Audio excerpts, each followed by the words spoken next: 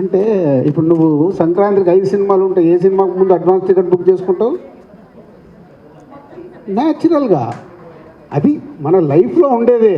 ఇప్పుడు ఎగ్జైట్మెంట్ దేనికి ఉంటుంది, దాని ప్రకారమే థియేటర్స్ ఓనర్స్ కూడా కోరుకుంటారు, వాళ్ళ థియేటర్లు ఫుల్ ఉండాలనుకుంటారు. అందరికీ న్యాయం జరుగుతుంది, పెద్దవాడికి పెద్ద రేంజ్లో జరుగుతుంది, చిన్నవాడికి చిన్న రేంజ్లో జరుగుతుంది.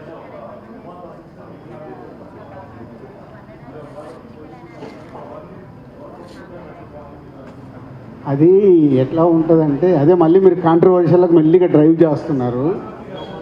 నేను ఈరోజు హనుమాన్ డైరెక్టర్ కూడా ప్రశాంత్ వర్మ వచ్చి కలిసి వెళ్ళారు నన్ను, సార్ ఇలా చేస్తే బెటర్ అని. నా సీనియారిటీతో అడ్వైజ్ ఇస్తా, అడ్వైజ్ నాది వినెళ్తారు, కానీ పాటిస్తారా లేదా అనేది అది వాళ్ళు ఇస్తాం.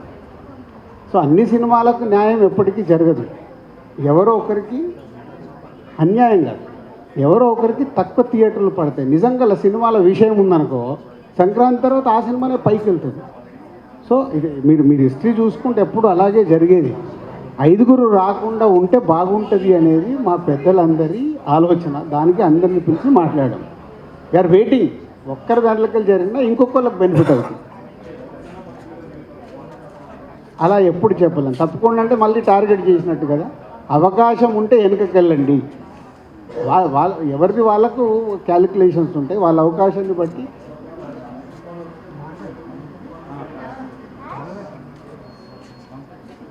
నైజాం ఒకటే కాదమ్మా, ఆంధ్రప్రదేశ్ కూడా ఉంది. యాప్ నైజాం మీద పడతారు ఎందుకు? ఆంధ్రప్రదేశ్ లేదా? ఆంధ్రప్రదేశ్లో కూడా దొరకాలి కదా అన్ని థియేటర్లు. ఇప్పుడు ఒక సెంటర్లో ఆంధ్రప్రదేశ్లో 3 థియేటర్లు ఉంటాయి. 5 సినిమాలు వస్తే 3 కదా పడతాయి, 2 పడవు. ఎప్పుడు నైజాంలో నేను కనిపిస్తాను కాబట్టి నా మీద ఫోకస్ వేసేస్తారు. ఏ కండలా అందరికీ జరుగుతాయి. ఎలా కంఫర్టబుల్గా ఉంటే అందుకే రిక్వెస్ట్ చేస్తున్నాం. నాకు అవసరం లేదుగా ఛాంబర్లో లీడ్ చేసి ఎందుకు రిక్వెస్ట్ చేస్తున్నాము? ఒక్కరు వెనకకి వెళ్ళారు కనీసం 4 సినిమాలకు కంఫర్ట్ అవుతుంది, కింద ఉన్న సినిమాలకు కంఫర్ట్ అవుతుంది. ఆ ఒక్క సినిమా మీరు ఏదని చెప్తారు రాజు గారు, ఎందుకంటే మీ మాట చెల్లుతుంది. అసలు ఎవరైనా అలా అనకండి. ఇమ్మీడియట్లీ ఏం చేస్తాడు, ఇగో దిల్ రాజు గారి సినిమాని రావద్దన్నారంట, హెడ్లైన్స్ మీరే పెడతారు. నేను అందుకే ఎవరికి చెప్పదలుచుకోలేదు. మేము మీటింగ్ స్టార్ట్ అయ్యేకంటే ముందు అనుకున్నది అది, ఎవరికి మనం చెప్పకూడదు. వాళ్ళ ఇష్టం. ప్రపోజల్గా అందరికీ పెడదాము, ఎవరు వెనుకకి వెళ్తే బాగుంటుంది, వాళ్ళకు కూడా బెనిఫిట్ అయ్యేలాగే. అవును సార్, ఇప్పుడు మీరు ఎవరన్నా వెనుకకి వెళ్తే వాళ్ళకు బెనిఫిట్ అయ్యేలాగా వాళ్ళకి సోలో డేట్ ఇప్పిద్దాం. అప్పుడు ఏమవుతుంది, ఒకటే సినిమా వచ్చినప్పుడు వాళ్ళకి అడ్వాంటేజ్ అది. అది ఆ సినిమా ఏ సినిమా కావచ్చు సార్, అది మనకు తెలియదు. అందరికీ చెప్పాం, అందరికీ ప్రపోజల్ ఇది. అదే 26th రావచ్చు, 26 జనవరి ఖాళీ, సెప్టెంబర్ 2 ఖాళీ, మార్చి 7 ప్రస్తుతానికి ఇంకా ఖాళీగానే కనిపిస్తుంది. వెనకాల ఇన్ని ఖాళీ డేట్స్ ఉన్నాయి, లేకనే కాదు. సరే, మన ప్రియారిటీ నేను మీ అందరికి ఓపికగా సమాధానం ఇస్తాను.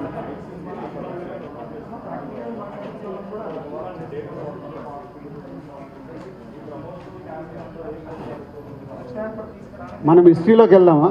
RRR 3 నెలలు 6 నెలలు పోస్ట్పోన్ అయింది, ఆగలేగా. సలారు పోస్ట్పోన్ అయింది, ఇరగదీస్తుందా లేదా? జనాలు రెడీగా ఉంటారు. అసలు అది మన అపోహ, ఇలా చేసాము అలా రాదేమో ఇలా రాదేమో. సినిమా మనం ఇచ్చే కాంటెంట్లో విషయం ఉందనుకో, టీజర్లో ట్రైలర్లో వాళ్ళు రెడీగా ఉంటారు. సోలోగా ఉన్నప్పుడు ఏం చేస్తారు? అడ్వాంటేజ్ కదా, ఆప్షన్ ఉండదు వాళ్ళకి. సార్ అంటే గుంటూరు కారం లాంటి బిగ్ బడ్జెట్ మూవీకి సోలో రిలీజ్ అయితేనే మేబీ డిస్ట్రిబ్యూటర్లకు వర్కౌట్ అయ్యే అవకాశం ఉంటుంది అంటారు, ఎంతవరకు కరెక్ట్? సంక్రాంతికి ఎప్పటికీ చరిత్ర అది, 3 నుంచి 4 సినిమాలు రావాల్సిందే. ఇప్పుడు 5 ఉన్నాయి కాబట్టి రిక్వెస్ట్ చేస్తున్నాం. డబ్బింగ్ సినిమాలు ముందు మనదానికే దిక్కులేదంటే ఇప్పుడు డబ్బింగ్ వరకు ఎవరు ఆలోచిస్తారు? ఫైటింగ్ అని ఏం చేస్తాం? ఇప్పుడు తెలుగులో ఇన్ని సినిమాలు వస్తున్నప్పుడు ఏం చేయలేం కదా. తెలుగు సినిమాలకు థియేటర్ తర్వాత ఏమైనా ఉంటే వేసుకుంటాం.